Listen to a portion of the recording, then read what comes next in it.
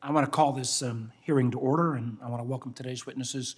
I want to warn them at the outset, we are finishing up one vote. We'll have another one. We're going to work through that process, but if people are slipping in and out, I think you understand.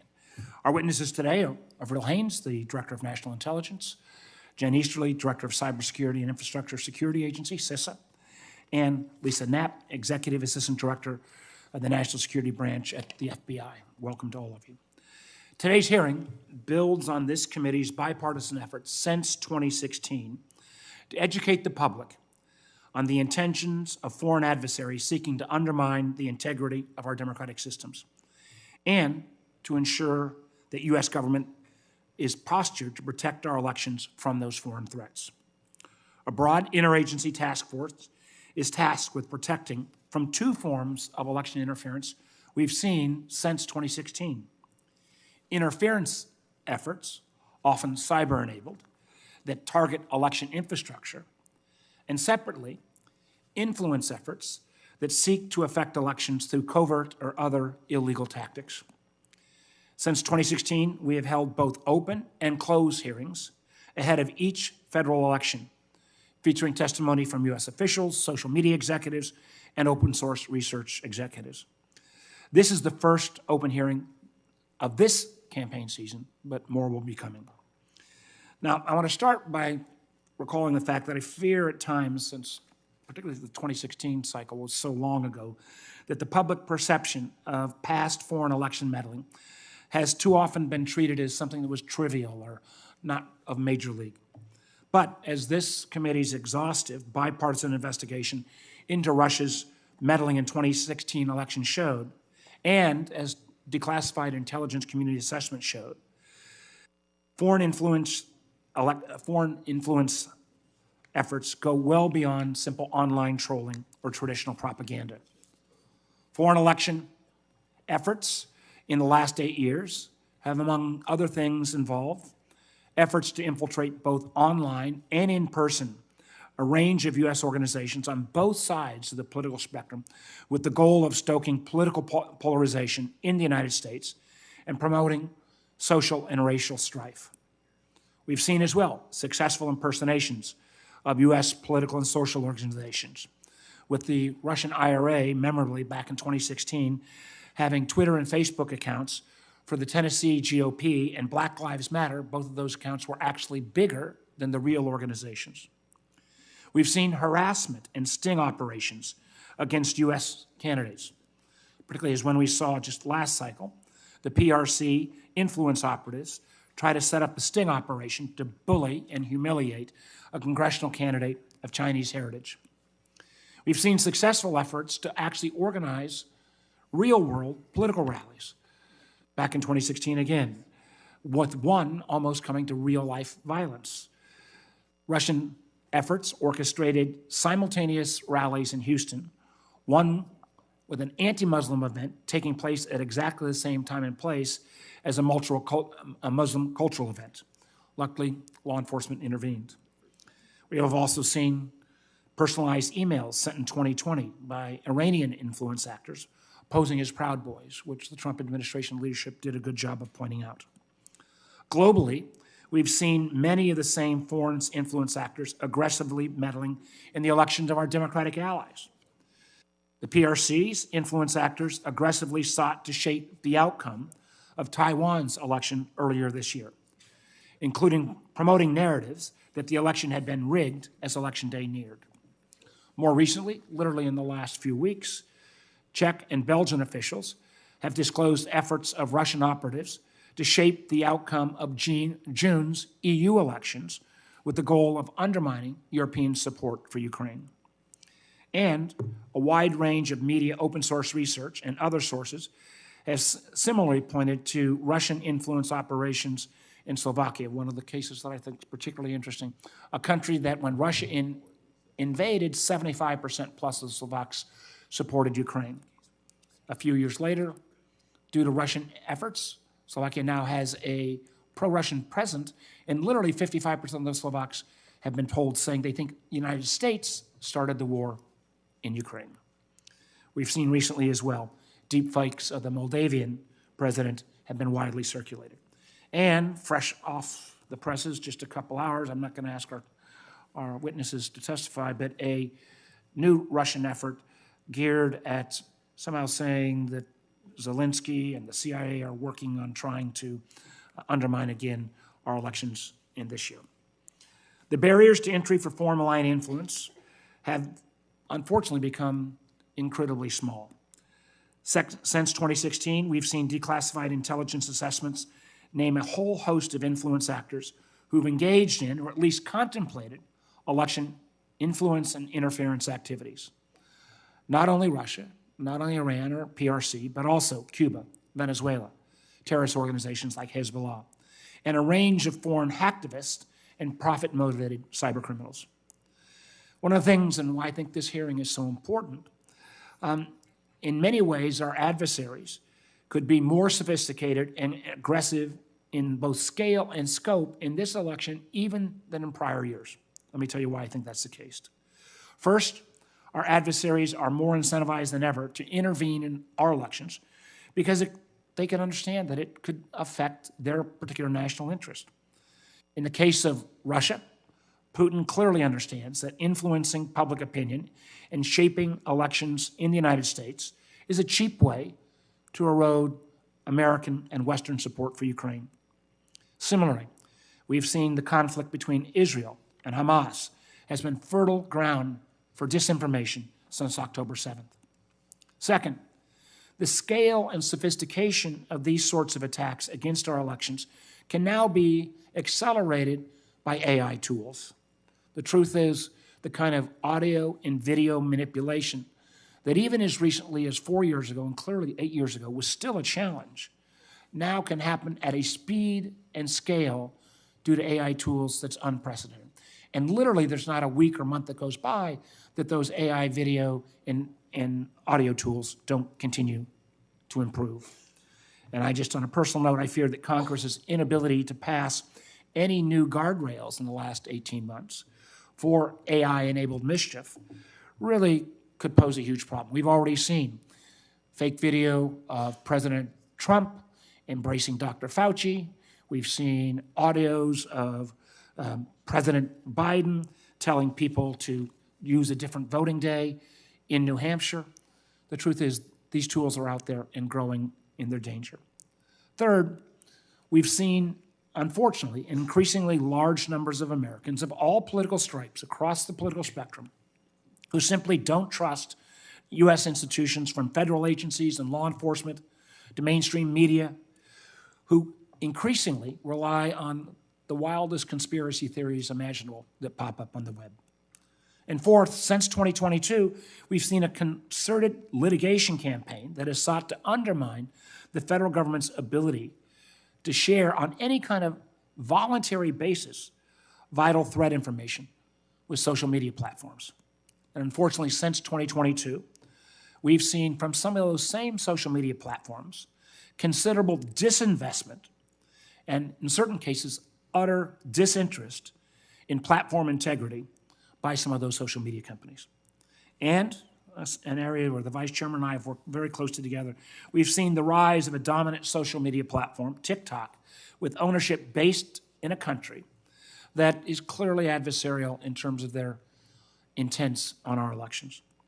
It is these kinds of attempts by foreign actors and adversaries to sow disinformation, undermine confidence in elections, and seed discord that Americans can expect their federal agencies, both law enforcement and intelligence, to help detect and defeat.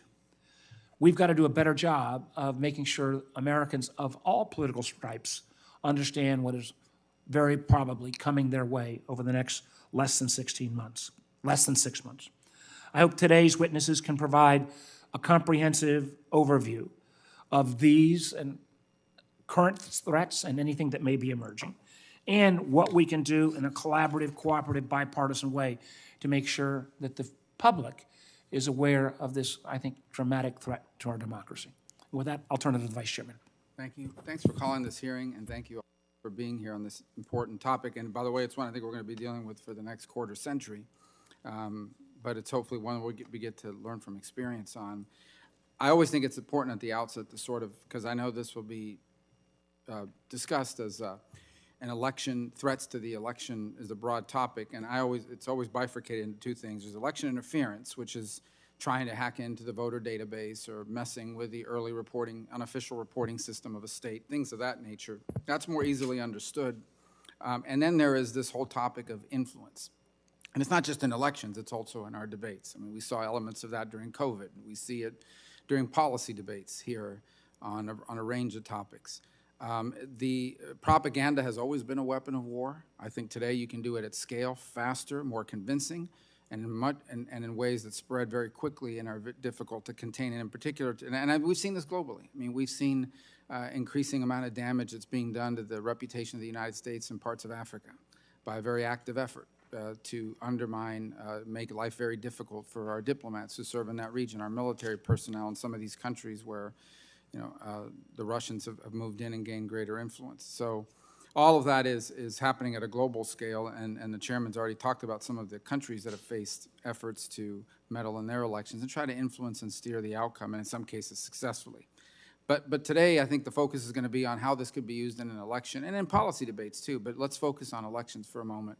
And the reason why I want to really focus on that is I think we'll hear a lot about the tools that are available, the capabilities that someone has to put out an AI video, to spread narratives that are difficult to knock down and so forth, the weaponization of this information.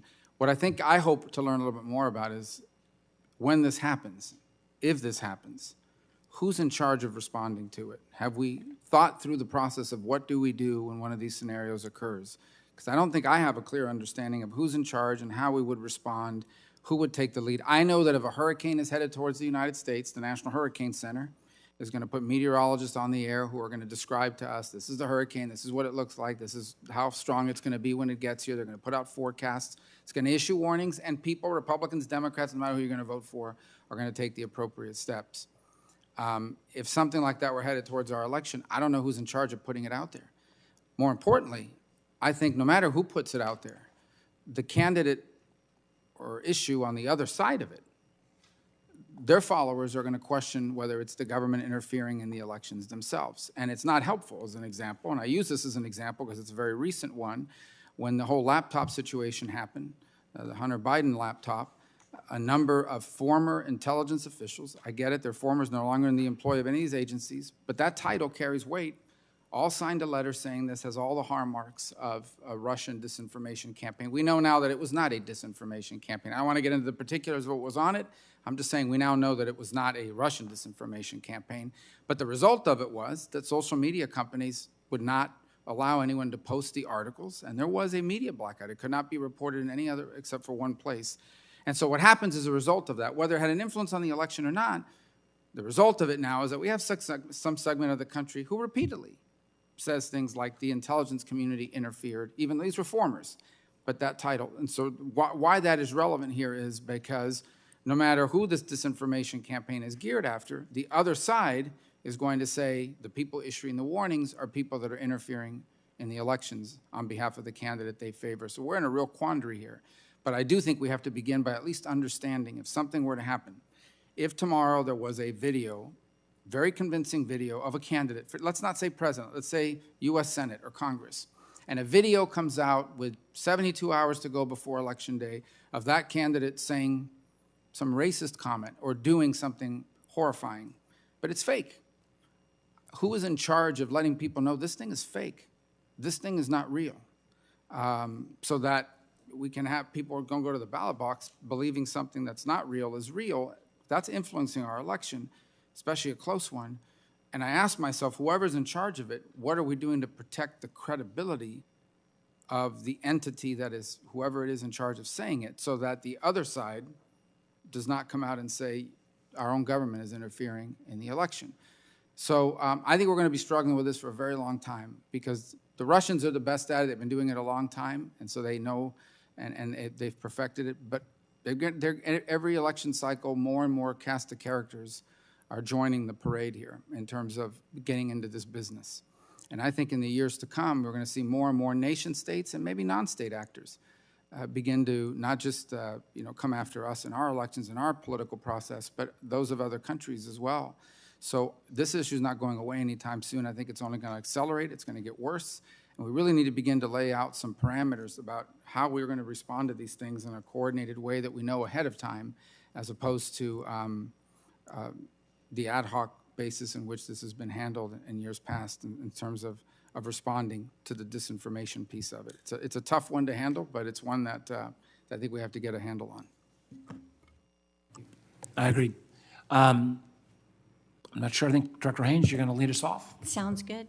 Thank you very much, Chairman Warner, Ranking Member Rubio, and members of the committee. I really appreciate having the opportunity to brief you on the intelligence community election security work alongside my colleagues at CISA and FBI, who are leading efforts to take actions to secure our elections alongside the extraordinary state and local officials who are on the front lines of this work. The U.S. government's efforts to protect our elections have improved significantly since the 2016 presidential election, and even as the threat landscape is becoming increasingly complicated, it is my view that the U.S. government has never been better prepared to address the challenge. Protecting our democratic processes from foreign influence or interference is an absolute priority for the intelligence community. Our efforts are effectively organized by the Foreign Malign Influence Center, or FMIC, which houses the Election Threats Executive. And the Election Threats Executive leads, coordinates, and integrates the IC's activities, initiatives, and programs in this realm. And fundamentally, we support the federal government, particularly CISA and the FBI, as they work to secure our elections, as well as state and local election officials across the country who actually manage and secure the election infrastructure on a day-to-day basis. We do so by ensuring that our resources are aligned to promote collection and analysis so that we're able to identify and mitigate foreign threats to our elections and communicate our assessments to our federal partners, to you in Congress, to state and local officials, and to the American people. We also facilitate a notification framework that ensures that when relevant intelligence is collected concerning a foreign influence operation aimed at our election, appropriate notice is given to those who are being targeted so that they can take action. And while most of these notifications are non-public, there are, as you both indicated, scenarios in which public notifications are appropriate, and if doing so would render the foreign influence operation less effective, and that is part of that mandate. Of course, exposing a foreign actor's efforts is only one way in which we counter election threats. We support the law enforcement community as they disrupt election influence operations through legal action, including the disruption of illicit financial networks. And we also support Cybercom as it conducts a range of cyber operations to ensure that foreign adversaries cannot use our digital infrastructure to attack our elections. And using every tool we have is critical as the challenge is expanding. Over the last several years, we've seen really three trends that make the threat landscape more diverse and more complex. First, there are an increasing number of foreign actors, including non-state entities, who are looking to engage in election influence activities.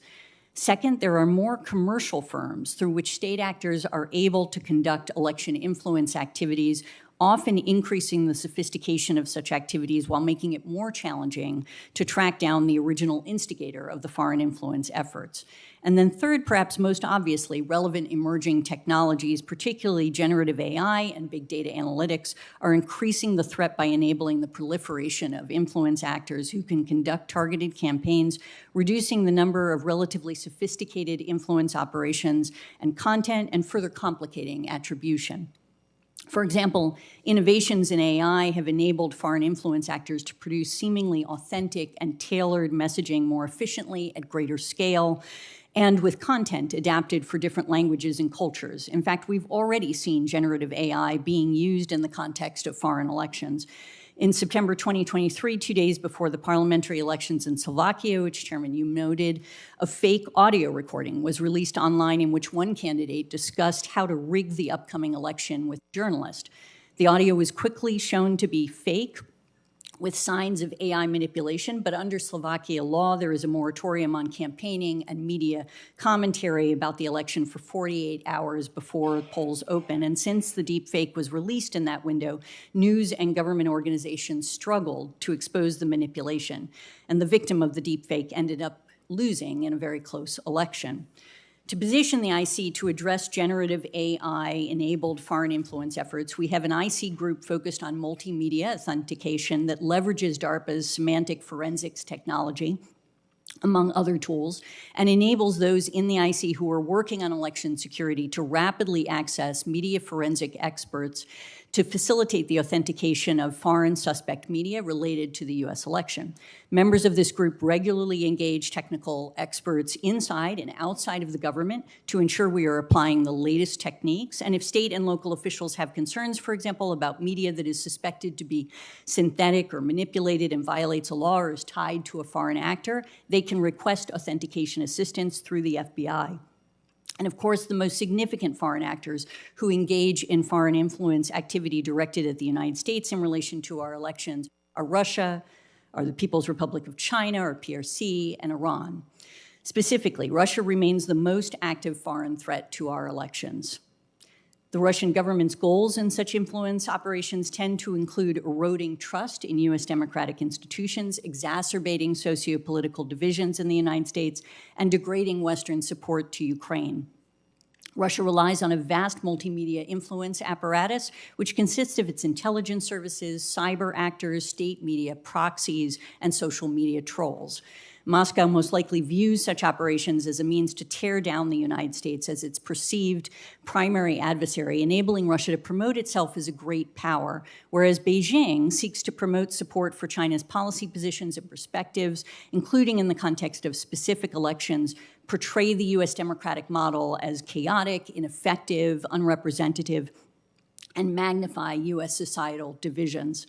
And the PRC also has a sophisticated influence apparatus through which they leverage emerging technologies, including generative AI, and they are growing increasingly confident in their ability to influence elections globally, but remain concerned about the possible blowback in the event their efforts are disclosed. In fact, in 2020, we assessed that China did not deploy influence efforts intended to change the outcome of the U.S. presidential election, principally because of concerns regarding blowback if caught. And thus far, we have no information to suggest that the PRC will take a more active role in this presidential election than it did in 2020, even as they continue to engage in efforts to promote politicians at all levels who are taking positions favorable to China on key issues. Needless to say, we will continue to monitor their activities. Finally, Iran is becoming increasingly aggressive in their efforts, seeking to stoke discord and undermine confidence in our democratic institutions, as we've seen them do in prior election cycles. They continue to adapt their cyber and influence activities using social media platforms, issuing threats, disseminating disinformation, and it is likely that they will continue to rely on their intelligence services in these efforts and Iran-based online influencers to promote their narratives. We've also observed other countries attempt to support or undermine specific candidates, but these efforts tend to be on a smaller scale. For instance, some other countries do things like direct campaign contributions to candidates they believe would promote their interest if elected and seek to obscure their support. In brief, the election threat landscape is increasingly challenging, but our capacity to manage the threat has also improved, as you will hear from colleagues.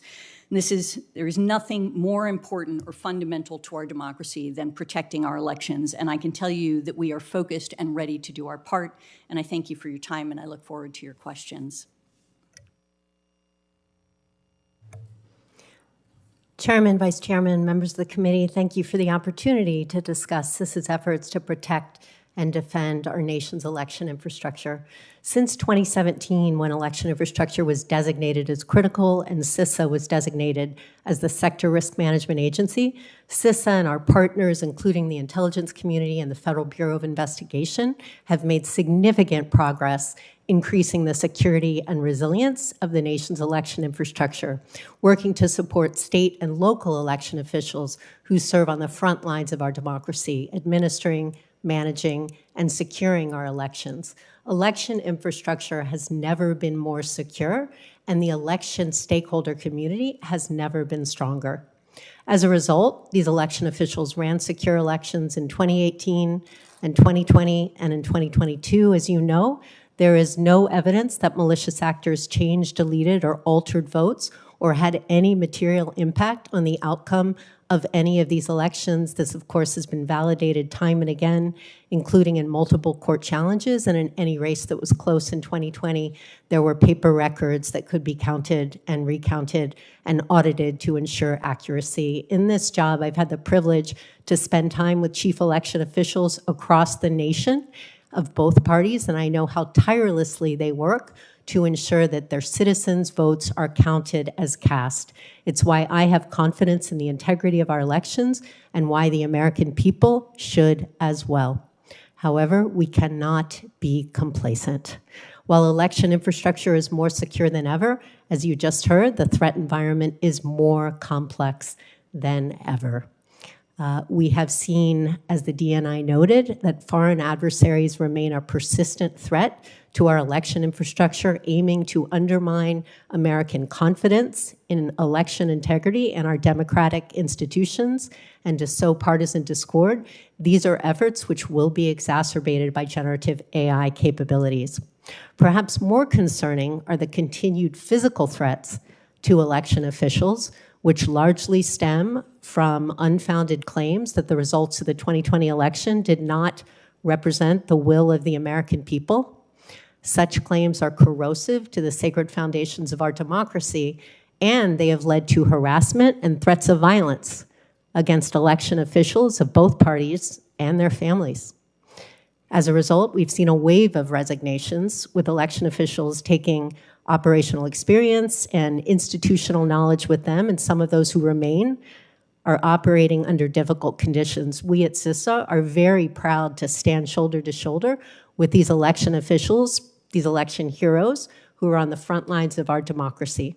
In fact, CISA is providing more services in more jurisdictions than ever before, with training and resources featured on our Protect 2024 website. Since the beginning of 2023, we've provided over 340 cybersecurity assessments, 520 physical security assessments, 70 tabletop exercises, 220 training sessions that reach 9,000 election stakeholders every week. We provide reports to nearly 1,000 election entities with highlighting vulnerabilities so they can be immediately remediated.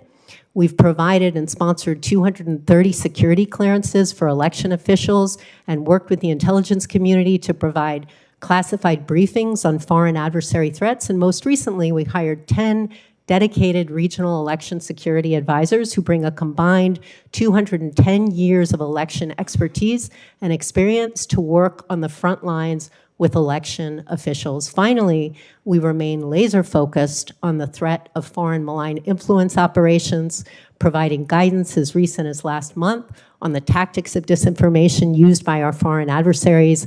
We'll continue to use our Rumor versus Reality website to provide accurate information about election infrastructure security, and perhaps most importantly, we will amplify the voices of state and local election officials who are the true authoritative subject matter experts when it comes to elections.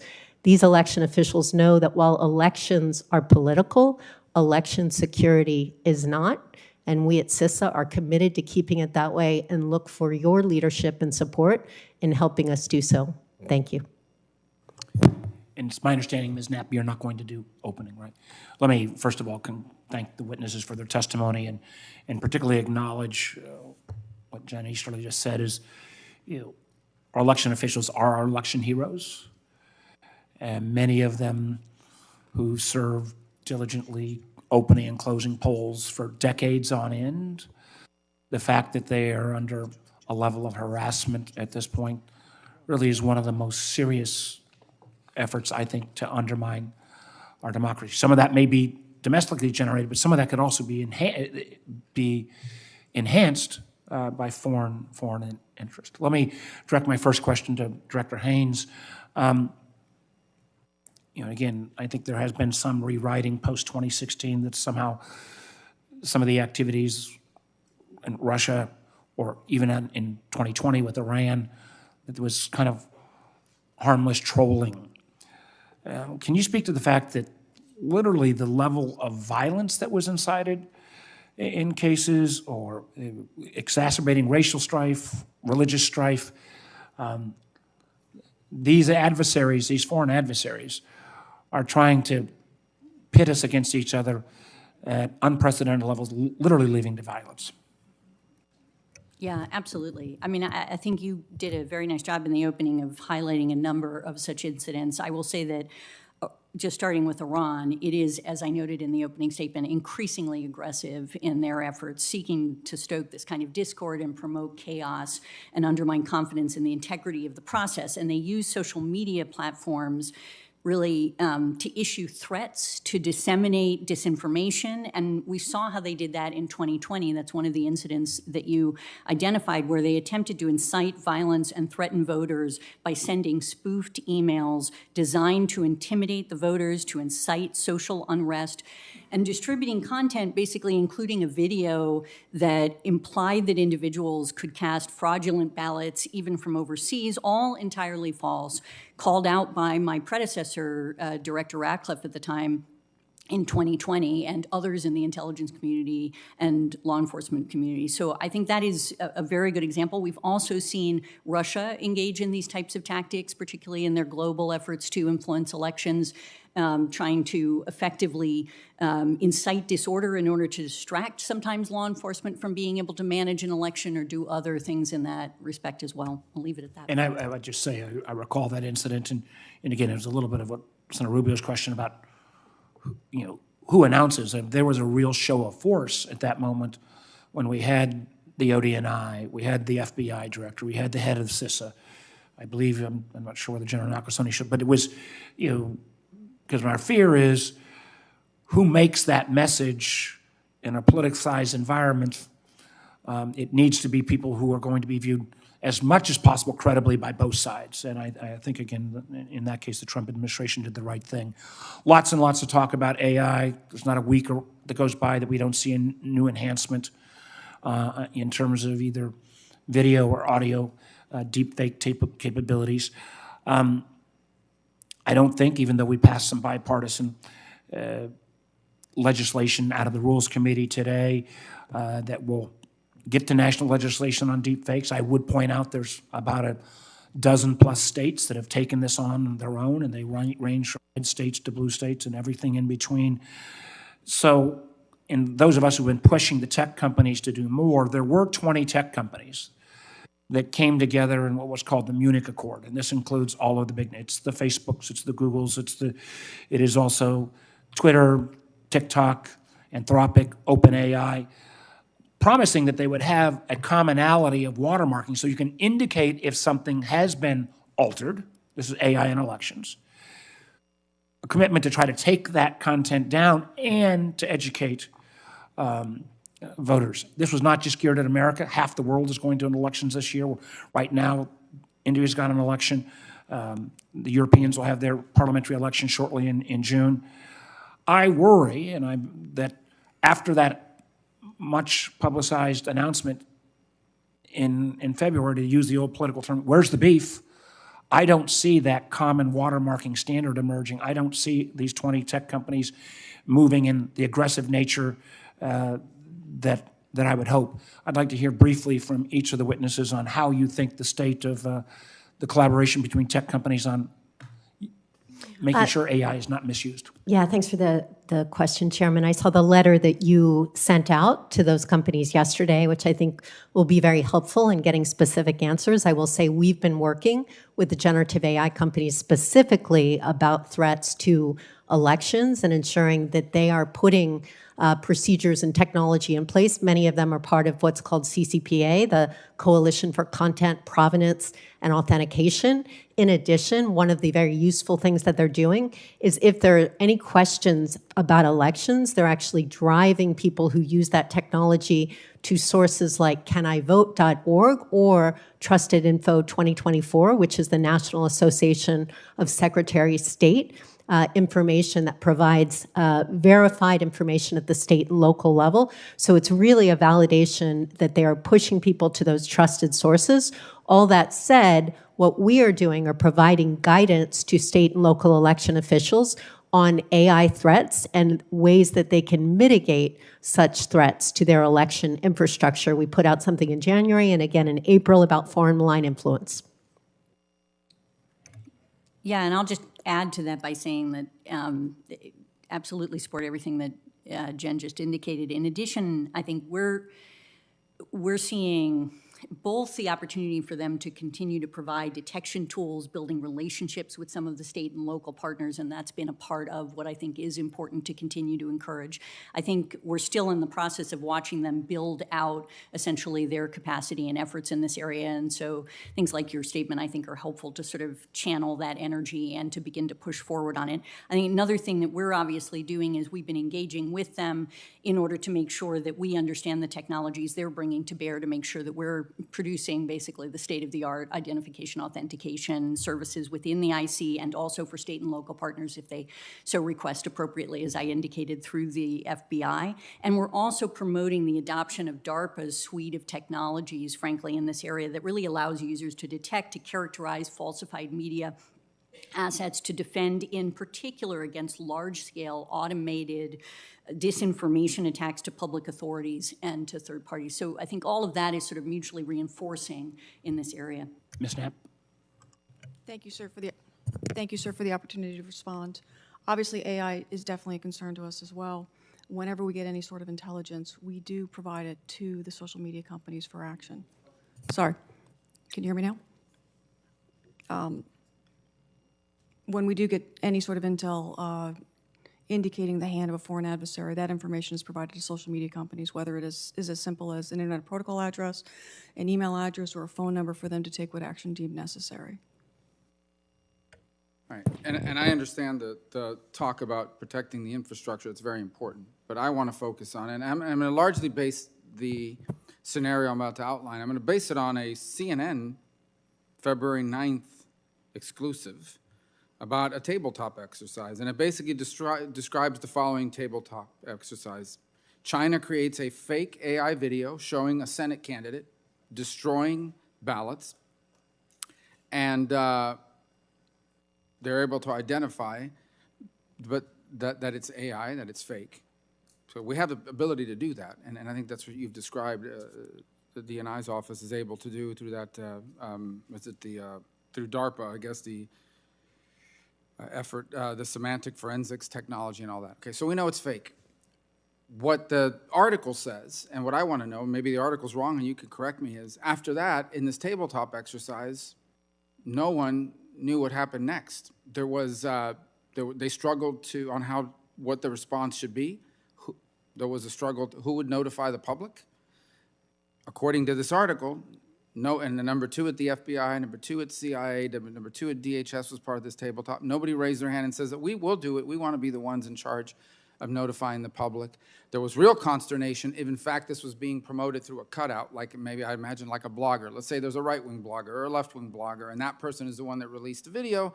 Now there was certain fear that if we go out and say that this video is fake and this person is spreading it, people are going to say the government itself is interfering in our elections.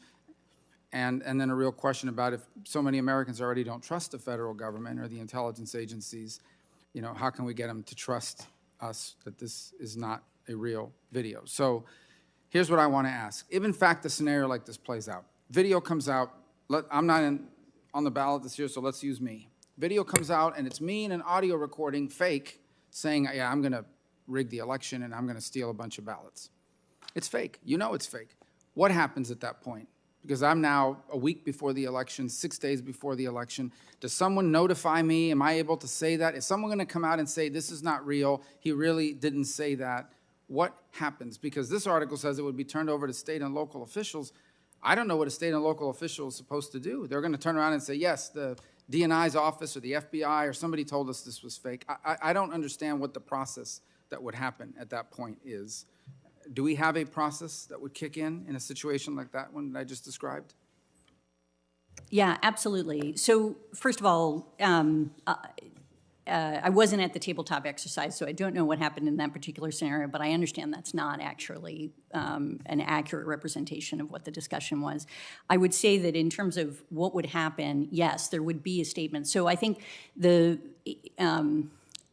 model that I pointed to in 2020 is an appropriate model if there is basically a video or some fake, some deep fake or disinformation that's being promoted.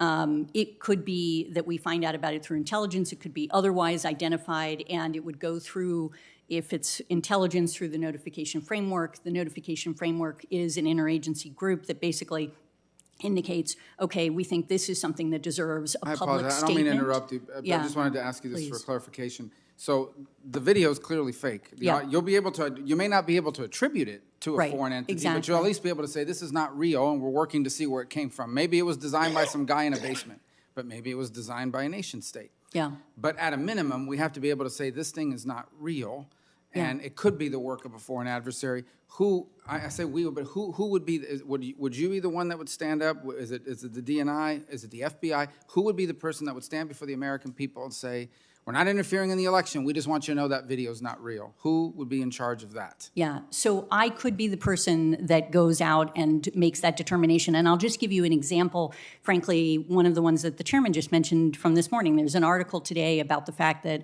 there is a fake video that was basically promoted, we think, by Storm 1516. It's a Russian affiliated group, basically. And that video purports to show a whistleblower and a Ukrainian former employee of a made-up CIA-supported troll farm tasked with interfering in the upcoming presidential election. CIA immediately came out with a statement that basically indicates and is reflected in the article that this is fake. And I am here to say categorically that this claim is patently false, that there is no such thing. It is disinformation, and that is the kind of approach that we'll continue to take across the board. Okay, but is that established that you would be, you say you could be the one that, I mean, who is, I guess my point is there really, I don't want there to be any gray area. Like someone needs to be in charge of interfacing with the American people and ultimately saying, we will be responsible for notifying the American people. Yes, Has the that only- been established? The only hesitation that you hear from me is based on the fact that there may be certain circumstances in which, for example, a state or local official or other basically public authority is in a better position to make the public statement initially and for the rest of us to come back behind. So it's just a question going through the process and determining what exactly is the issue that's being raised, what's the fake information that's being put forward, who is going to be the best essentially official to immediately come out And who and makes that disclaim decision it. about who the best That's person is? through, for example, the notification framework. I think it's a very valid question, and I'll remind colleagues, in open hearings, we go straight seniority. Senator Wyden. Thank you, Mr. Chairman, and it's good to have all three of you here. And I'd like to start by saying I've long believed that you have to follow the money to understand election interference in America. And today I want to start with influence buying, because I think one very effective way for a foreign adversary to interfere in an election is to compromise a candidate. The best way you do that is with money. Now, last year, Donald Trump argued to a court that the value of his assets could not be inflated because he could always find a Saudi buyer who would pay any price that he would suggest. The judge was just taken aback, and he wrote in his opinion that the statement of the former president suggested, quote, influence buying. So the question I'd like to ask you, Director Haines, is let's set aside Donald Trump, okay, for purposes of this question. Is a foreign country's influence buying of a candidate, in your view, a counterintelligence concern and a form of interference? Absolutely. And it's a tactic that we've seen, for example, the Chinese engage in quite regularly. Good. Then let's go to data purchases, something you and I have talked about, because one way for a foreign adversary to tailor their influence is through the purchase of large amounts of Americans' private data. The executive order that President Biden signed on February 28th and the data export bill included in the recent foreign military and supplemental, those were welcome steps, and I think you know I've indicated that. But unlike the bipartisan bill I have with Vice Chairman Rubio, they only apply to a handful of countries, which in my view means they just don't really get the job done. So the question here, Director Haines, is couldn't the countries covered by the executive order in the recently enacted data export legislation, like China and Russia? Couldn't they just get the data from countries that aren't covered, either by taking advantage of weak privacy laws or setting up front companies? I think it's sort of fact-specific, and it's hard for me to make a very broad generalization, but there's no question that both Russia and China, for example, look to obtain critical information, including, for example, polling data that ultimately allows them to determine the targets of their influence campaigns, including with respect to funding illicitly. So would you work with the Vice Chairman, Senator Rubio, and I to clean up these loopholes and pass effective legislation? Because it just seems to me we can say there's progress, no question about that, but you're just going to have a lot of the people who are engaging in these corrupt activities just make their way to countries that aren't covered. Then they're going to look at weak privacy laws, they're going to look at front companies, and bam, we're off to the races again with more corruption of the election process. So I think we need to have the bill that the Vice Chair and I put in to really close that loophole, and I gather I ought to quit while I'm ahead because you said you'll work with us. Absolutely. I'd work with you on really any legislation you have to offer, so Very please. good. Thank you. So with respect to this election worker issue question for you, Ms. Knapp, we got a lot of interest in this strong statement that Director Wray put out. Wanted to make sure we protect election workers from threats of violence. This is something I hear from all of our county officials in my state. This is a obvious and ongoing threat to democracy. Tell us, if you would, Ms. Knapp, what you are involved with in this area about the harassment of election workers, the general incitement of violence. What are your priorities in this area? Thank you for that question, sir. Obviously, as you had said, election workers are critical to our democratic process, and they are the front line of democracy. In terms of what we're seeing in this space is obviously election workers are being harassed via robocalls, via white powder letters, as well as swatting. And we take all of those incidents very seriously. We work very closely with the Department of Justice's Election Crimes Task Force.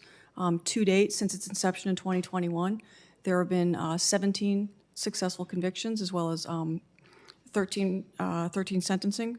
We continuously work with state and local authorities on these matters to hold any and all individuals that have been identified accountable for those actions.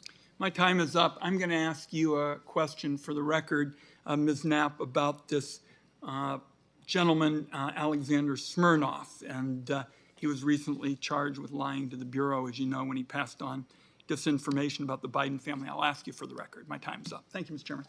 Senator Risch. Thank you, Mr. Chairman. I understand. I apologize. We were in a Foreign Relations Committee meeting, but I apologize. I think Senator Rubio made reference to the letter which he and I sent to you, Director Haines, regarding the 51 former intelligence community people who signed the letter regarding Hunter Biden. Does that ring a bell with you at all? Yes, sir. I don't remember every detail of it, but I certainly remember the letter. I'm going to help you out here. Good deal. Thank you, sir. No, it isn't a good deal, but I'm going to help you out. We asked 6 questions, and only one of those 6 questions was answered. So I'm going to ask you here publicly. And by the way, let me tell you how this fits in. I'm as concerned with this sort of thing as I am with foreign interference on the election process. And this was deplorable. These 51 people saying this was Russian activity when we all know now that it wasn't. I mean, these were 51 people that had very significant influence in American society, and they sent this letter saying that this was Russian influence. So let me ask some questions here. One of the questions we asked is how many of those 51 people currently hold security clearance? And that was as of May 31st of 2023. So let me ask it now. How many of those 51 people still hold a security clearance? I believe we provided you with an answer on that. I don't None. recall the... I thought we did. All right, if we did not, we will get that to you Okay. shortly. We have that information. All right, so how many of the Appendix A individuals maintain business arrangements, contracts, or other consulting arrangements with any element of the U.S. intelligence community between October 1, 2020 and October 31st, October of 2020? That question was not answered. Yes, sir. That question we're still trying to get an answer to. You're still trying to get an answer to it? Yes, sir. That, this is security clearance as of October of 2020. Surely you got a list of these people, whether or not they had security clearance in October. We have a list of the people that had security clearances. As I said, that's an answer that I thought we had provided. We will provide that to you. On the contracts, that's a much more complicated question, and that's something that we're looking to give you. How many of the Appendix A individuals currently maintain business arrangements, contracts, or other consulting element of the U.S. intelligence community? And that was as of May 31st, 2023, and move that forward to today, both of those last two questions. How many of those people, of those 51, had the arrangements in October of 2020, and how many of them have any contacts today? Could you get that information for us? I don't have that information now, but we will look to provide it to you. Okay, so let's talk about this particular problem. Senator Rubio was asking the question about who's going to stand up and look in the camera and say, this is baloney. And that's going to be you, I think you've said. That's the high responsibility that you have. And that was in the context of foreign interference in an election. What about this sort of thing, where it's domestic interference that's obviously false?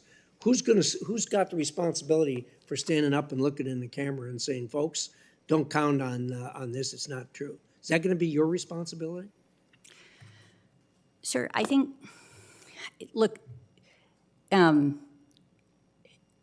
responsibility with respect to formers that speak out and provide the wealth of their experience and knowledge in such circumstances is not to determine what they should or shouldn't say, but rather to ensure that they're not disclosing classified information, that we're protecting that and dealing with that. It's not, yeah. What if it's false and they're using their robes of their having knowledge of security matters and intelligence matters, and you know it's false?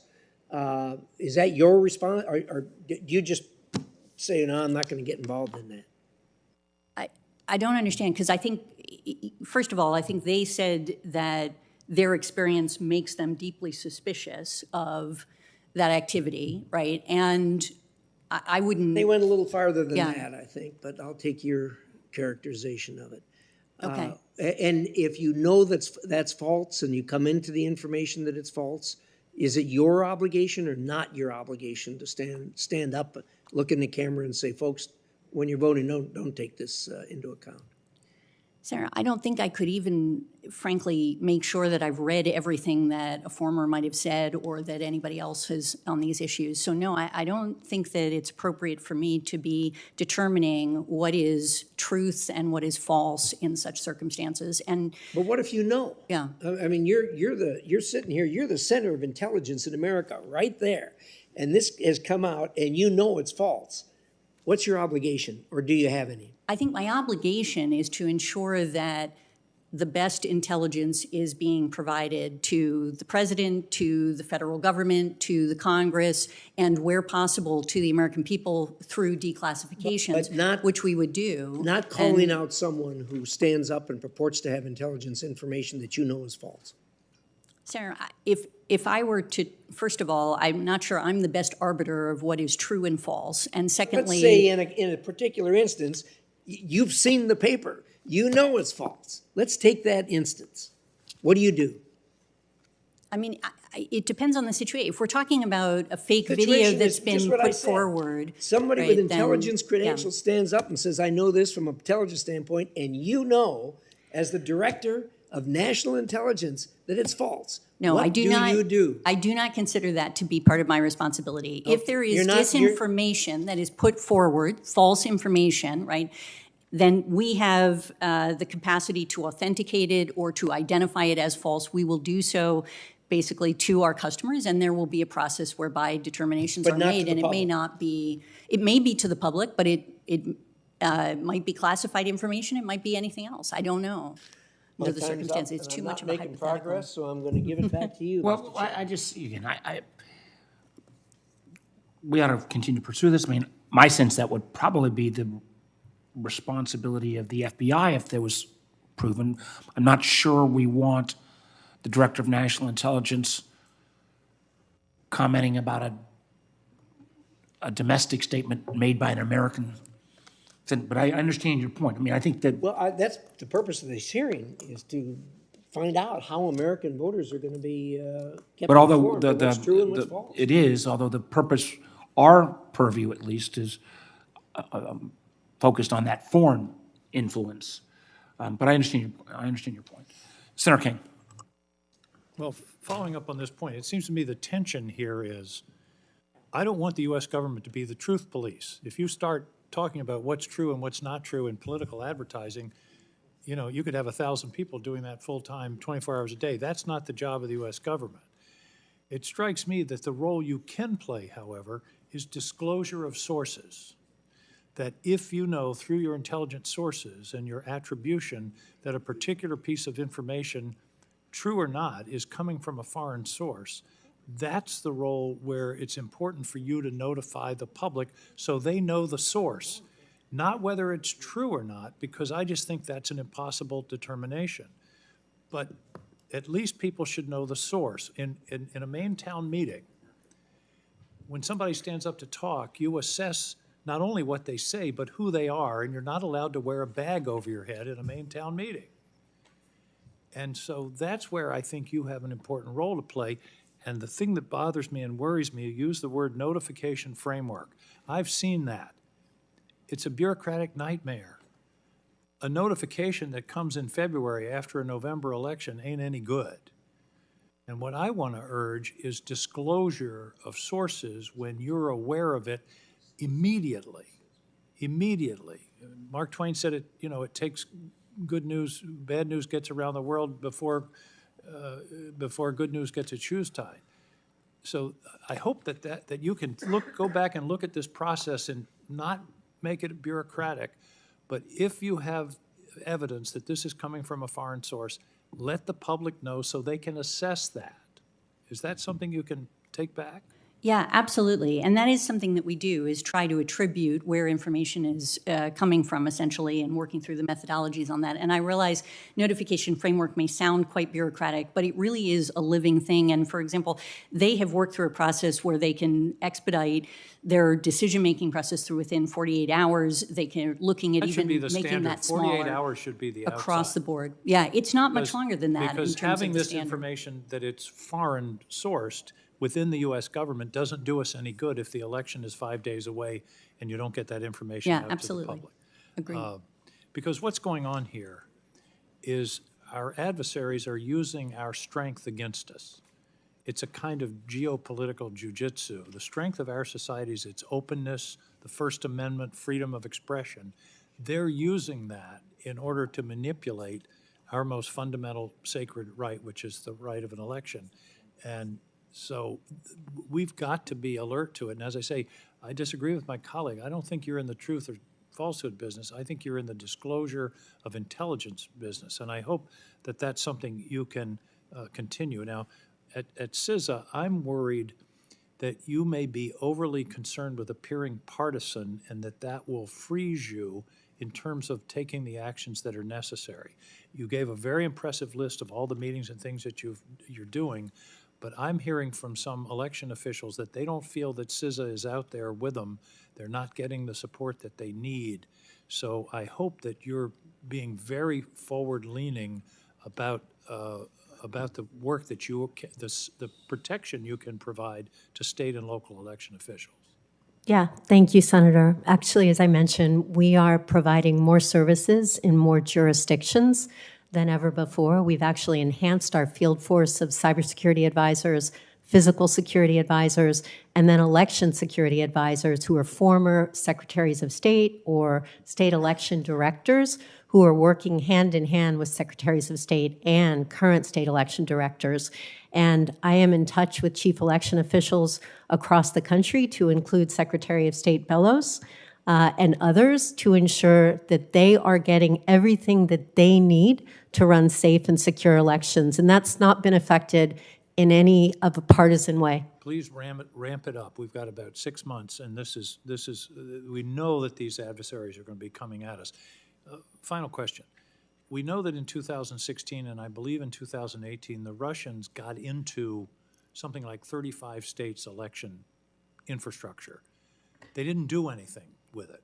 There was no effort to manipulate voting lists, but they weren't doing it for fun.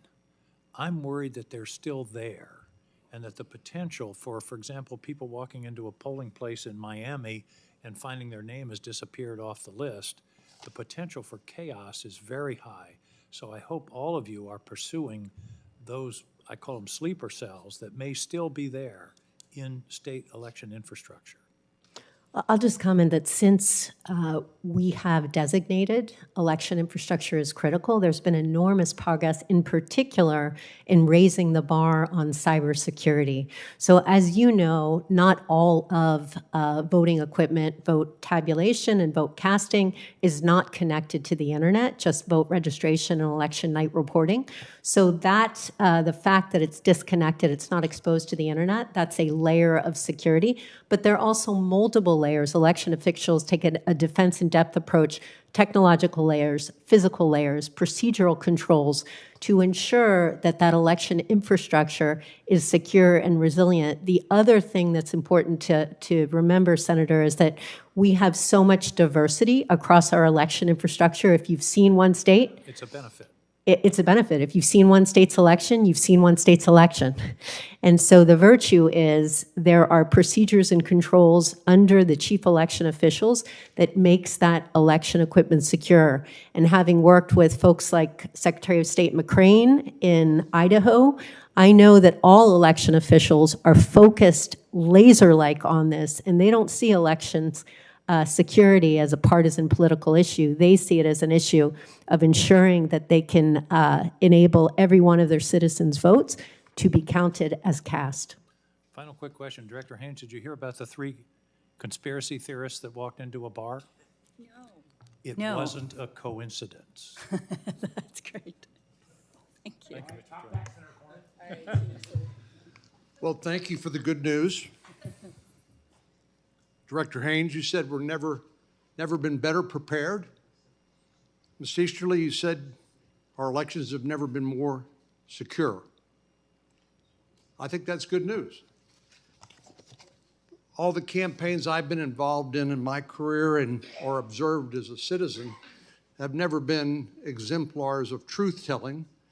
They are contests, political contests for the hearts and minds of the voters and hopefully the ballot cast by that voter. And I frankly don't think it makes a whole lot of difference if it's some message is generated by some computer code or algorithm or artificial intelligence or a human being that is not telling the truth, or some third party like these 51 intelligence officials who basically shared in a lie, attributing certain information in election to Russian disinformation. I actually found also, Ms. Easterly, I found this statement in your statement to be reassuring. You said, our election infrastructure is diverse, managed locally by state and local government offices to meet their unique jurisdictional requirements, and involves in-depth layers of defense and redundancies to ensure security and resilience. It is because of these measures and the incredible efforts of election workers across the country that the American people can have confidence in the security of our elections process. Again, more good news. As I read that, though, it seems to suggest that the distributed nature of our election system is actually a strength against attempts to disrupt our election process. Is that correct? Yes, sir. So any attempt by federal officials here in Washington, D.C. to centralize or concentrate that election authority would seem to me to run counter to that distributed structure which is providing some defense against attempts to disrupt or interfere with our elections. That's my observation, not necessarily yours. So I was very encouraged to see that the work you've done with chief election officials in places like Texas and elsewhere, the training, the assessments, the resources you provided have been successful and led you to believe that we have never been more secure. Let me ask you, maybe Ms. Knapp, I don't know who should take this question, but one of the biggest challenges we've had when it comes to elections or cyber attacks basically have been attribution. How do we know what the source of some of this information or cyber attacks, let's say, how do we know who it is? Thank you for that question, sir. I can certainly start, and then I'm sure my colleagues would love to jump in. As you had mentioned, sir, attribution is a difficult thing, but it is not something that is impossible, and it takes time. So for us, from an FBI perspective, that would involve us tracing the origin. We would gather all available intelligence. We would serve legal process. It's an iterative process. So that's not something you could do in real time, let's say against the deadline or backdrop of an election date. Well, it would depend. It would depend on how easy it is to have attribution. It would also depend on what sort of available intelligence is out there driving us to come to whatever conclusion. But I don't know if any of my colleagues want to jump in on this. And Ms. Director Haines, does the U.S. government do anything to impose costs against those who engage in this misconduct? I mean, obviously, that's a policy question, but yes, obviously, there have been actions that have been taken, Well, sanctions or it may be a other- policy question, but you would know. Yeah, fair enough. No. I mean, I think, sanctions are an example of the kinds of actions that have been taken, PNGing, other actions depending on the particular scenario. And we've also seen, as we've been helping, for example, Europe look at Russian efforts to influence the European Parliament elections, they've been taking certain actions in response to some of those influence operations. So I do think there are, in fact, tools that can be used, and others may wish to join. I just have 17 seconds left. Let me change the subject a little bit. We've talked about virtual threats to election integrity, but not physical threats from terrorist groups. Director Haines, you said in your annual threat assessment you're willing to acknowledge that perceptions of immigration policies are driving record numbers of illegal immigrants across our borders. Director Haines also talked about the ISIS-affiliated individuals who are facilitating the passage of migrants to the U.S.-Mexican border and into the United States. Can you tell us in open session how many illegal immigrants have ties to ISIS operatives? And does the IC assess that individuals with those connections have entered the United States through the southern border, as Director Wray has testified? I can support what Director Wray has testified to publicly, but I can't answer your specific questions in open session, but we can obviously have further discussions. You can't tell us what he told us, which is ISIS facilitators have managed to deliver people to the southern border, and they have likely been released into the United States? There is a facilitation network that we have been monitoring, obviously, that has some links to ISIS, and that is something that we have been managing, but I can't go further into detail on that without being in closed session, sir. Well, I think we are looking at a matter of when, if not if, we're going to have to live with the consequences of that. Two quick comments before we go to Senator Bennett. One, I do think as policymakers, and I think there have been times in the past when we have punched back against some of those who try to interfere, and I think we ought to do more of that and try to urge as policymakers that action. And I would also say I want to commend, some of this part you made with Jen about the decentralized nature. I want to applaud Texas, which in an overwhelming way, I think almost unanimous in your state house and 75%, I think, in your state Senate, approved legislation that the Governor Abbott signed prohibiting deep fakes of political candidates. I think that makes a lot of sense. Senator Bennett. Thank you, Mr. Chairman. Thanks for holding this hearing. It's a tough set of issues because we live in a free society. We're all, one way or another, I think, we're all trying to help strengthen this democracy, help strengthen the values that we all we share, and we're under assault, in a way that we've never been before from our adversaries. And they're, I think, we've got competing values at stake here. The First Amendment on the one hand, protecting our national security on the other hand. I was reading Director Haines, the piece in Wired last week about the Russian disinformation campaign, the doppelganger operation, the Kremlin-backed operation that promoted a fake Washington Post article that said that billionaire Soros was hiring people at $30 for anti-Semitism, and this site looked just like the Washington Post, and the people in this country that were having protests in the United States were basically being attacked in a sense by this propaganda, by this effort to divide us. And these guys working, I think, with the Russians have fabricated articles from Le Monde and Fox News as well. And I just wonder if you could talk a little bit about the speed, and that's not an election issue, that's a democracy issue. This is a debate that's going on in the streets of this country and the streets of free countries all over the world that our totalitarian adversaries are using to try to incite division, to incite discord, to take the temperature up based on information that isn't true.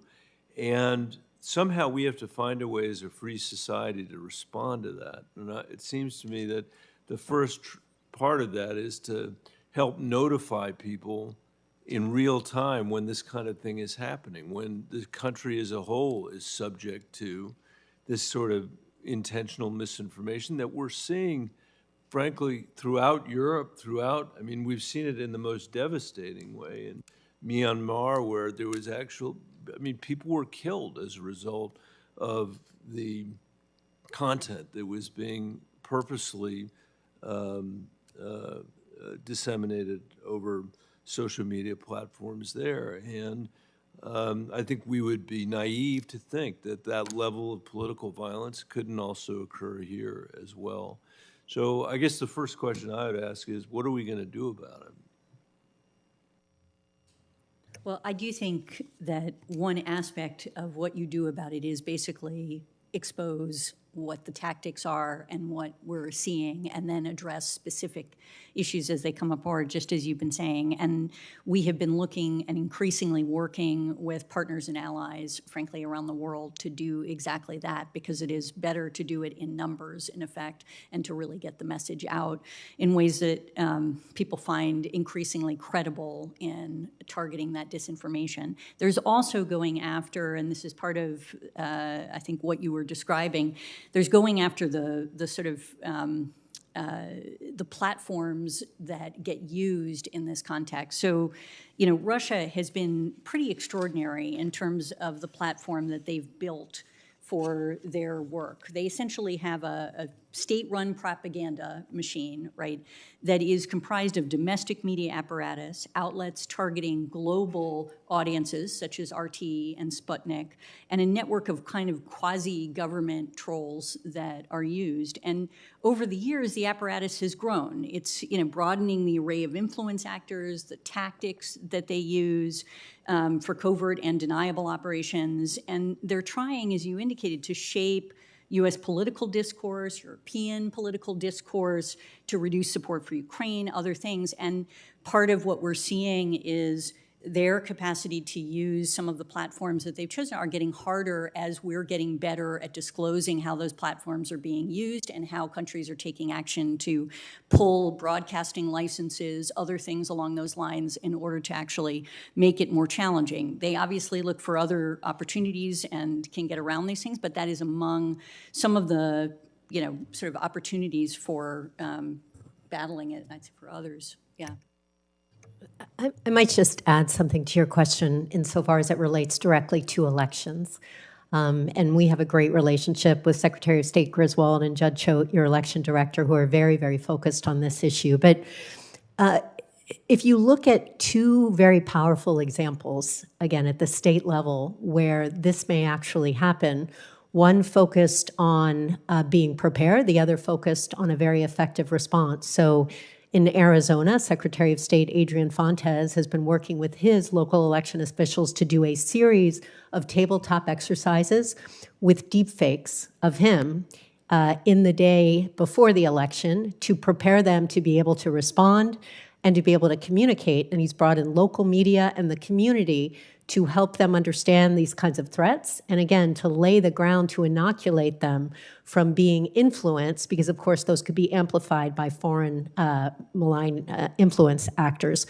The other very good example, I think, was the robocall that happened in New Hampshire 2 days before the primary election. When that happened, the Attorney General, John Formella, came out with a very clear statement saying that it is likely criminal behavior, saying that it's being investigated and that it should be ignored as an example of repression of the vote. And then the Secretary of State, Dave Scanlon, came out. He amplified that on a whole bunch of media platforms to get that message out to all of the constituents, and then said at the end of the day, the turnout was actually higher than he expected. So election officials, who are the ones running and securing these elections, are out there ensuring that they can prepare, and I think we have good examples of how they're actually able to react to it, sir. I know. Thank you very much, and thank you both for your testimony. I know I'm out of time, Mr. Chairman, but if I could just finish with one thought. Those are two great examples in Arizona and New Hampshire where local elected officials who have sworn an oath to the Constitution are fulfilling that oath. Director Haines had good examples of what we're doing with trying to do with foreign actors that are associated with the Kremlin. That's good too. Mr. Chairman, we still have the problem of our own platforms, these platforms in the United States of America, who have not taken the kind of responsibility they need to be able to deal with these challenges as well, who have not kept on the people that they, in theory, hired to do the content moderation work that they were going to do, who have not been willing to think about slowing down the degree to which information is shared across the planet Earth that goes through their network. So I just think we've got a responsibility of our own here in terms of oversight to make sure We're they're going doing what's required as well. we're going to have that kind of hearing with the social media companies, and to the ever patient and 7-minute time, Senator Langford. I'll take that. Thank you. Thanks, y'all, for your testimony. You were just speaking to Senator Bennett about Russia and some of the influence that they have targeted and the ways that they're doing it. Can we switch sides and actually talk about China? What is China doing currently to try to influence United States public opinion? Yeah, if it's all right with you, sir, I'll mention what they're doing here, but also what they're doing abroad, because we're seeing it on a broad range of things. I think they're growing, we assess, really increasingly confident in their ability to influence elections, but remain concerned about the possibility of blowback should they be discovered. And the PRC has made improvements to its influence operation tools using artificial intelligence, big data analytics. Their tactics globally include bankrolling candidates they prefer, using deepfake technologies to generate content, collecting polling data to determine targets for them, conducting social media influence operations. For example, the PLA will take over and operate social media accounts on a number of different platforms. We look to disclose that and tell companies about that when it happens to promote disinformation across the board. And they also target their diasporas, and we've seen them obviously seek to influence elections not only in the United States in the context of congressional candidates. Generally, this has been one of the things in different levels and spaces, but also elections in Taiwan, in Australia, and in Canada, so a pretty significant portion. How do we expose that? How do we put the word attribution to the challenger, as we've already talked about already? Once it starts to get out there on social media and other places, how is that exposed most effectively if it's discovered on the federal side? start, but I think my colleagues may wish to amplify certain aspects of this. I mean, we obviously put in our annual threat assessment some of the things that we're seeing the PRC engage in terms of influence operations, including in these spaces. And when we get intelligence that indicates that the PRC is, for example, taking on social media accounts or things like that in a platform, we then pass that information through. The FBI is able to provide that to the companies to take action if they. A general statement, if they're going to do it, is different than a example to say, here's an example of a post that we know was created by or was amplified by China, Russia, Iran, North Korea, whatever it may be. 2016 and 2017, we're able to pull exact examples and to be able to list them, post them, and say, this was Russian created. Here's where it started, here's where it came from, and to be able to expose it. How do we do that now as we're approaching this election and foreign actors are trying to influence? We will do just that. So essentially the same playbook in that sense, that we are identifying specific credible intelligence, we are passing that to the companies or exposing it publicly as the case may determine. Okay, let me keep going because I'll be limited in time, though I have mercifully 7 minutes to be able to walk through this, but I'll still run out of time on this. Since we passed the Help America's Vote Act, HAVA, as it's all called at this point, there's been perpetual funding that's been sent out to multiple states to be able to improve their systems. It's been interesting. I pulled new numbers because every state says we can't improve our election systems. We don't have enough money on it. So we pulled the recent spending and what people have and what they haven't spent already. Colorado, my colleague Senator Bennett just left, has received $15 million, has only spent 27% of that money. Hawaii has received $8 million, has spent 26% of it. Louisiana has received $14.5 million and has spent 0 of that so far. Maryland, $17 million, has spent 37%. Minnesota, $16 million, has spent 41%. Not to leave my own state out, Oklahoma has received $11 million. We've spent 23% of that. Now, other states have spent more on it, but this money has been sitting there for years. This is not money that was allocated to them 3 months ago. Quite a bit of this funding was allocated to them years ago, and they have not actually spent it. So my question is, Ms. Easterly, on this, how do we encourage states to be able to up their game on a couple of areas? One is learning the lesson of the unofficial results in their own websites and how to be able to protect those systems. That's an obvious area of creating distrust on election night if those are actually interfered with. The second one is old school paper ballot backups. So if there's a problem with the machine, everybody can verify it with a piece of paper. When we have states that have literally millions of dollars sitting there saying we don't have enough to be able to do this, when most of them do, how do we advance this? Yeah, thanks for the question, Senator. So I can't speak to those statistics, and I'm happy to follow up on that. But I will say what we provide as the Sector Risk Management Agency are no-cost services and no-cost training. So many of the states, in fact, thousands of jurisdictions take advantage of the cybersecurity assessments, the free cyber hygiene scanning we provide, the endpoint detection and response that we have, the malicious domain blocking. So all of that is in place across the country. So I know they're taking advantage of that, and that has significantly raised the bar from a cybersecurity perspective. I think your points about election night reporting are very good ones. One of the things that I think it's really important for everyone to remember is that those are all unofficial results, right? And they need to be canvassed, and they need to be certified, which takes days to weeks. Right, but if it's announced on election night who won, and then a week later, the state announces, oops, no, a different person won, that sows incredible distrust. I agree. Where now no one trusts the election results anymore. And while the election results were unofficial, if those are interfered with, that's a real vulnerability to building trust among the American people. I agree with that, sir. As I said in my opening statement, these systems are more secure than ever before. And election officials, to include Paul Zirex, who's your state election director, are terrific, are working incredibly hard to make sure that every one of their citizens' votes are counted as cast. And I think it's really important that we focus on them because they're the true election experts, and we listen to their voices and what they say. And so I would hope that anybody who is providing unofficial results would make sure that that state election director gets a voice in that to say it's not canvassed, it's not certified yet, so let's wait until it's certified. Okay, thank you. Mr. Chairman, I'm just going to ask a follow-up question on this and then have it done. Ms. Knapp, as far as the FBI and U.S. Attorney's offices following up on a criminal offense of voting, if you're not legally present in the country and you're voting in a federal election, that is a federal crime. What I'd love to be able to know, and I've not been able to get the statistic on, is how many prosecutions do we have across the country for a federal election crime? Is that actually being followed up on? Do we have a good number of both charges being filed and actual prosecutions on that for a federal election crime? I know in my state, we talked about Paul Zirex in my state and what our district attorneys are doing in the state. If someone votes twice or whatever it may be, the prosecution's there and they have a good history on that.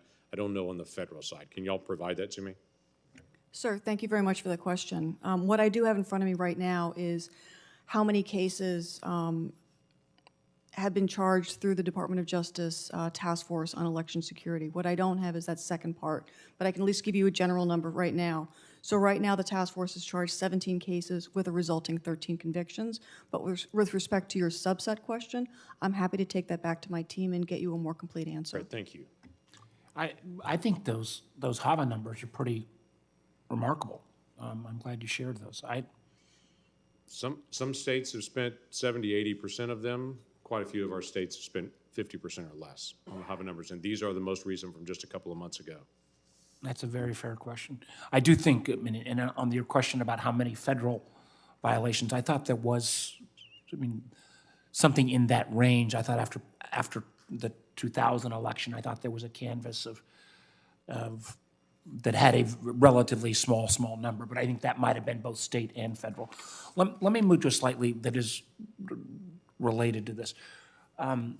As I think, we're talking about AI being all the buzz at this point, but I think the nefarious nature of some of our adversaries of using a series of technology platforms, the independent entities, Mandiant and Graphica, both companies that the committee's very familiar with and that we've used, have reported that there are some of these gig employment companies, Freelancer and Fiverr are two that I think their reports indicated, where foreign governments are actually hiring unwittingly citizens in those countries, targeted countries, and then, in effect, paying them to be influence operators. And even more specifically, Cameo, which I think goes after celebrities, depending, I'm not sure whether they're A, B, or C list, but has gone out and appeared to have, again, unwittingly enlisted celebrities to help on anti-Ukraine messaging. How are we thinking as we think about malicious use by foreign actors? A couple years ago, we would not have thought that a gig platform would be a tool for that kind of foreign influence. Anybody on the panel want to take that one? Or do you want it? Go ahead. Okay, all right, I'll start and we'll play in. But I think, first of all, you're absolutely right. I think one of the key trends that I identified was the use of commercial firms, and some of them are witting and some of them are unwitting in this space. And it's marketing firms, it's public relations firms, it's reputation management firms, it's gig firms, it's across the board. And they're increasingly being relied on to sort of launder covertly directed narratives through media sources and social media platforms. And this complicates, obviously, attribution, and this is something that we're trying to get better at in a faster way. But part of the reason that they're doing this, right, is because these firms tend to be more nimble than their own intelligence services and government apparatus, basically, for taking action. They're also frequently more sophisticated in their capacity to actually promote influence campaigns. And so this is one of the things that we're watching. And in 2020, just to give you a sense of the scale of this, these types of firms, we judge, were involved in information manipulation in at least 48 countries by our count. So it is really becoming increasingly widespread, and it's one of the challenges that we're trying to manage and all. But go ahead, Jen. I would only add, just last month, we actually worked with FBI and DNI to put out an advisory that very specifically highlights these tactics, to include using proxy media, laundering it through PR, whether witting or unwitting, how to recognize it, and then mitigations around how to actually deal with these types of things. And we're doing separate training on it as well. So part of this is the awareness of it at the election official level, and then what they need to do to mitigate it. Separately, though, the platforms is an issue, obviously, that needs to be addressed directly. Sir, thank you for the opportunity. We are obviously, like my colleagues, absolutely concerned with any sort of technology that our adversary uses. What I can say in this setting is when we have specific information on a particular company, we will directly engage with them. However, in absence of that, partnering with key partners like CISA and putting out the general awareness piece that allows companies to be more aware and more informed so they can mitigate that and spot it within their own systems.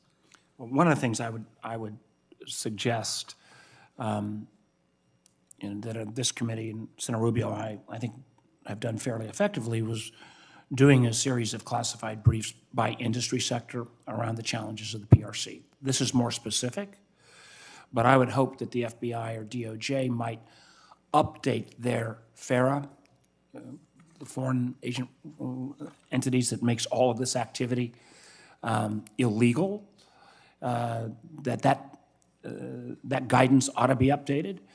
And I would strongly encourage, some level of convening of these kind of platforms. Again, where do you draw the line? But if we have in open source documentation from Graphica and Mandiant, the fact that these platforms are being used and citizens are being unwittingly used. Now, whether the platforms are unwitting or not is maybe an open question, but if they realize that if they were wittingly helping foreign agents interfere, that would be a violation of the law, I think that would be a helpful process. Thoughts on that?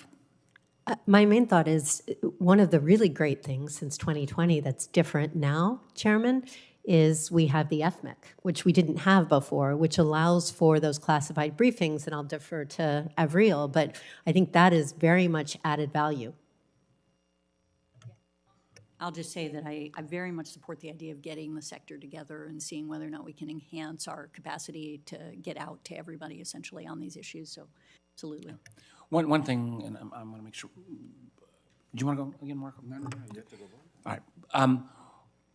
One thing I am concerned about, because I appreciate all of these, the comments of the outreach that CISA has done, but, how do we, in an appropriately nonpartisan way, I've heard some reports that there are not many, but a certain number of counties that are actually opting out of some of the voluntary tools that CISA has used in the past, like the Einstein system, where I thought for a long time we had literally a level of cyber protection down to county levels. But for whatever reason, certain counties are now opting out of that. I heard in Washington State. Is that kind of a one-off? Or I would just hate, as we get closer to the election, if the distrust of the federal government becomes such that people are literally turning away voluntary cyber and other educational protections.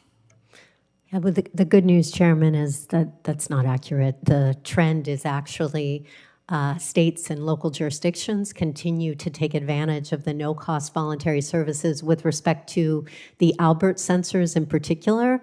There's Albert and Einstein, it's easily confused.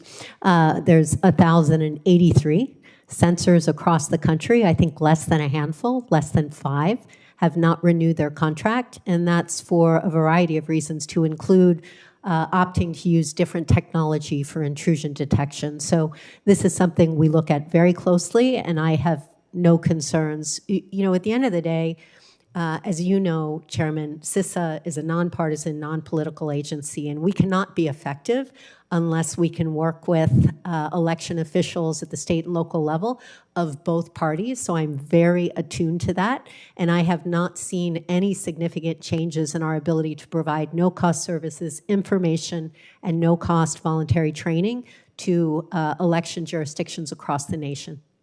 Well, I am, again, turn to Senator Rubio for his closing comments, then I'll make one or two quick comments. I think the whole system was shocked by 2016. And again, I think a lot of good work by this committee to point out the level of Russian interference. And I still remember at first some of the tech companies refusing to believe it.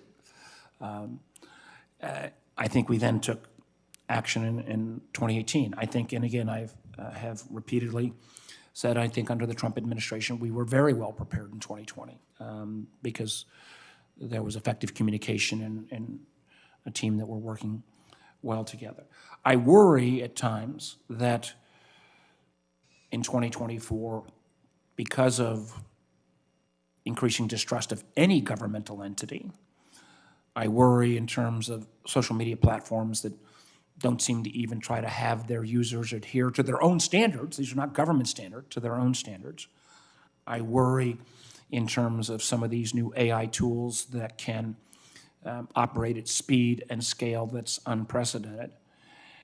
And the fact that we've kind of all become a little bit almost immune to misstatements, mistruths, falsehoods. I share some of the concerns raised by a number of the members, Director Haines, that we do need a kind of pre-assigned process, especially if we're getting into those last 30 days or last week or so before the election of who would report. I think this effort today that made the press, it probably is appropriate that the CIA itself responded. But as we get into those final days and weeks, having an approach, and again, citing the 2020 example where, in effect, everyone across the board came out and called out the Iranians for their action. We need to not be game time thinking that through with all of the potential forces that are coming to bear potentially on this election. Senator Rubio? Go ahead, just to wrap this all up. First of all, it's not, I haven't focused as much on the CISA role because to me, the technical aspects, it's not that it's easier technically, you know, protecting elections from people that are professional hackers that are constantly trying to get into everything from water systems to election systems to hospital systems. I mean, these people this is what they do all day. So I'm not in any way diminishing, but the importance and the difficulty of it, I am pointing out though that it's technical, right? It's, you know, a red state, a blue state, they're both going to be equally impacted. They both are fertile ground, especially when you get down at the congressional level and even in local elections. So the reason why I focus so much on election interference, influence, and in particular foreign malign influence is because that's a lot trickier. And just the threats, I don't know where this comes from. I think it's the assessment for foreign threats to 22. If you just go through this, you start to see one of the first things that it points out, which I think you see to this day, is that, you know, part of their effort is largely, some of these operators are largely focused on amplifying what are already authentic beliefs in American politics, right? So these are people already believe these things, and one of the things they do is they just simply amplify things that people are already saying.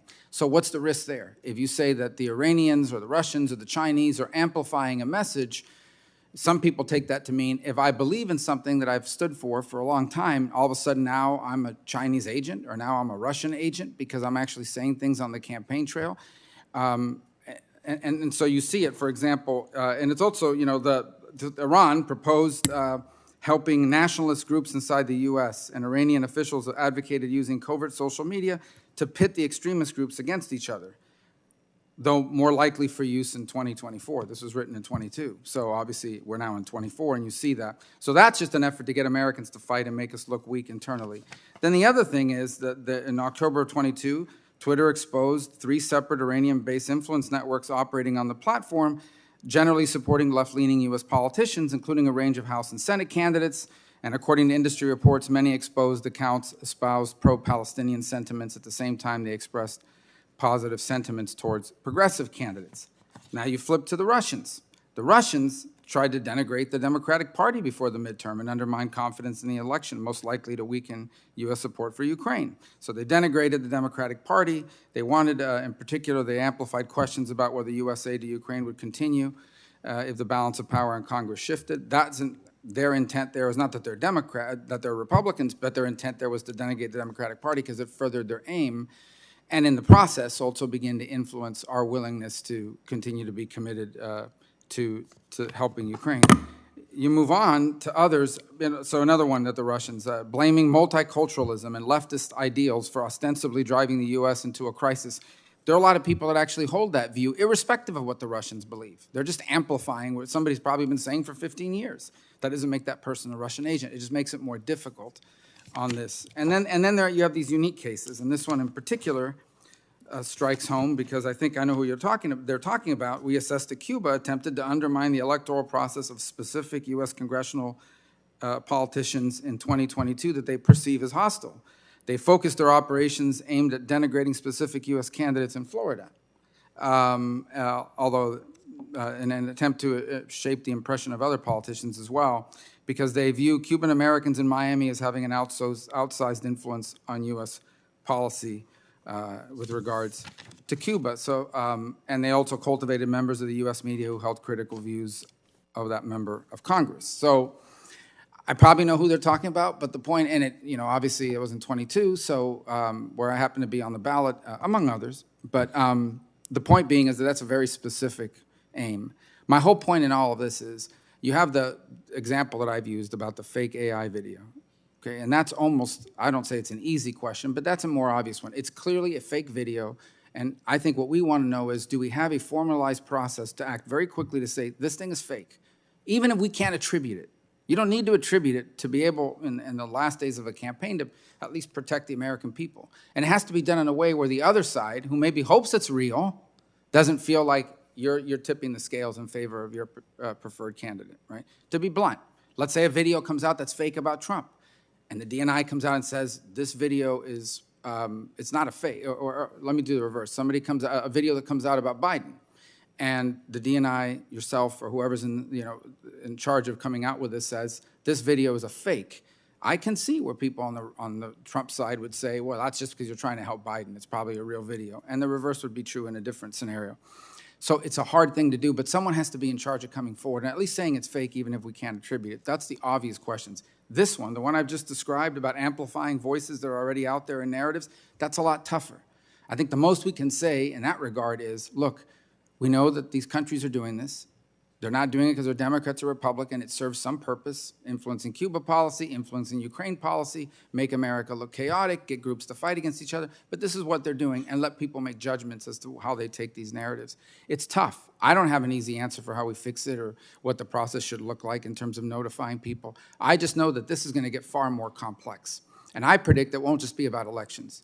It will actually become in real time, it already is, on policy debates that we're having here. Should we have tariffs? Should we ban TikTok? Should we, you name it, on a weekly basis, whatever the issue is here, I can see this becoming part of an influence even in our daily political debates.